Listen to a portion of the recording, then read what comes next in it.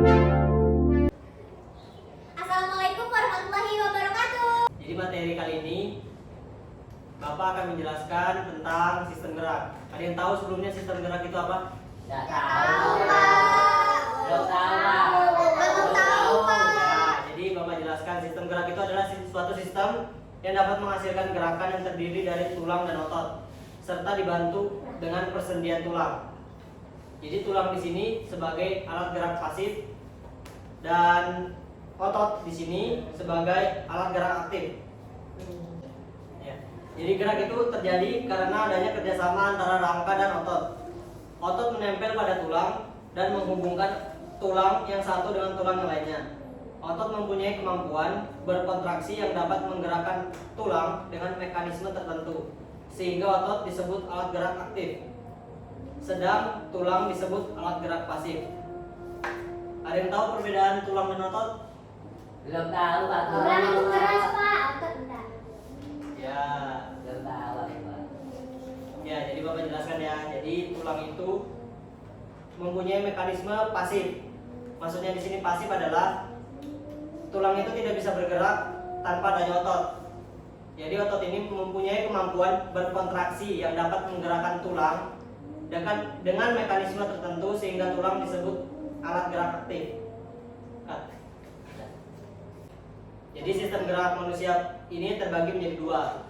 Yang pertama ada sistem gerak manusia pada bagian atas dan sistem gerak manusia pada bagian bawah.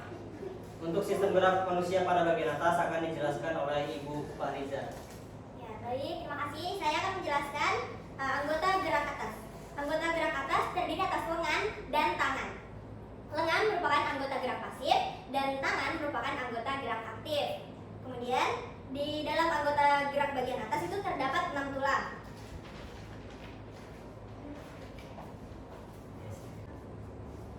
Jadi anggota gerak atas yang pertama itu ada humerus atau tulang lengan bagian atas.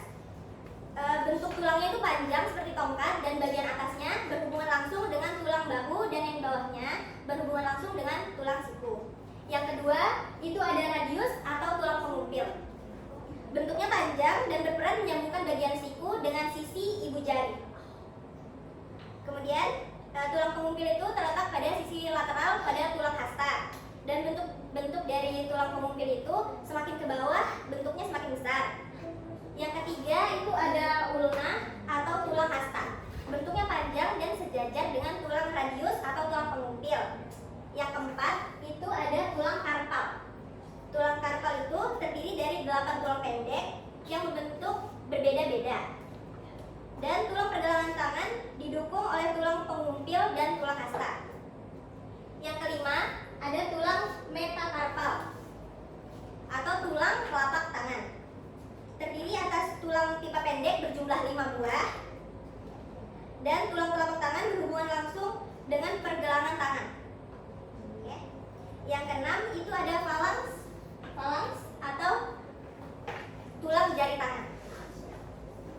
Jadi tulang jari tangan itu berjumlah 14 buah dan terdapat 3 ruas buah pada masing-masing jari. Ini ruasnya ya. Ya. Dan pada ibu jari dia terdapat 2 ruas. Selanjutnya itu ada fungsi anggota gerak atas.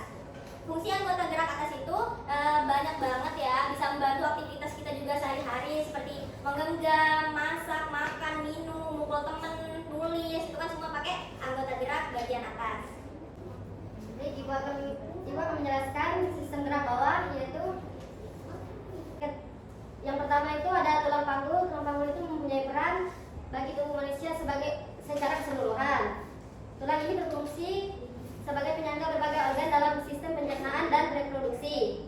Yang kedua itu ada tulang paha, merupakan tulang yang penting untuk menopang tubuh dan menyangga berat badan saat berdiri dan beraktivitas.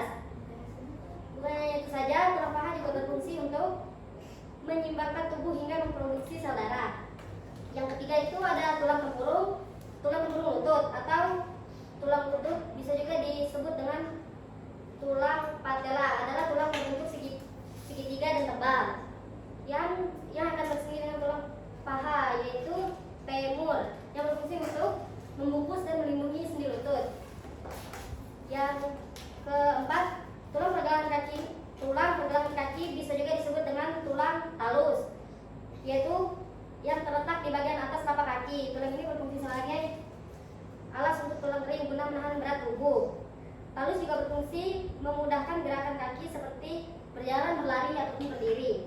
Dan yang terakhir itu ada tulang kering. Tulang kering ini fungsi utamanya itu sebagai penyambung antara lutut dan pergelangan kaki.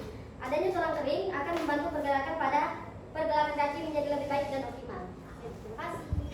Ya, jadi di sini ada alat peraga sistem gerak manusia yang terdiri dari tengkorak, tulang selangka, tulang belikat, tulang pengumpil, tulang hasta, tulang telapak, tulang kering, tulang pergelangan kaki, tulang tempurung lutut, tulang paha, tulang panggul, tulang belakang, tulang dada, tulang leher, dan rahang bawah. Nah, tadi kan sudah dijelaskan sama Bapak Rahmat. Kira-kira kalian ini sudah paham atau belum ya? Paham, Ibu. Paham. Sudah paham yakin? Yakin, Ibu. Kira-kira ada yang mau maju nggak mau mengerjakan ini? Saya. Oke, Ibu tunjuk Maili sama Beliana ya. Oke anak-anak, jadi cukup sekian materi yang dapat Bapak dan Ibu sampaikan. Sampai ketemu minggu depan. Assalamualaikum warahmatullahi wabarakatuh.